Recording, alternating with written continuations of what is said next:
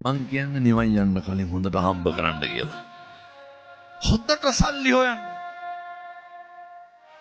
මොනවාද කරන්න බැරි? භෝග සුඛේ තියෙන්න ඕන. කවුද මෙහෙම කියන්නේ? මේ බුදුවරු දේශනා කරන්නේ. මිනිස්සු අනන සුඛ තියෙන්න ඕන. අන වජ්ජනම ණය නැතිකම තියෙන්න ඕන අපිට. නුව ගානේ ගෙවල් ගානේ ණය නැද්ද මිනිස්සු? බුදුම ණය කන්දක් නෙදී. ඒ නිසා සත්පුරුෂ දරුවන්ට තරුණ මහත්තුරුන්ට මං කියනවා. ඔය ගොඩක් කොල්ලන්ට වැරදුන එක එකාගේ බයිසිකල් පස්සේ යන්න ගිහිල්ලා. බයිසිකලේ පිටිපස්සේ නැගලා යන්න. තරුණයෝ එක්කව වෙන්න. මේ ගම් වලින් මත්ද්‍රව්‍ය අයින් කරලා දාන්න. කොල්ලෝ නම් කමක් නැහැ මේ ළමයි ඉන්න තාත්තලා.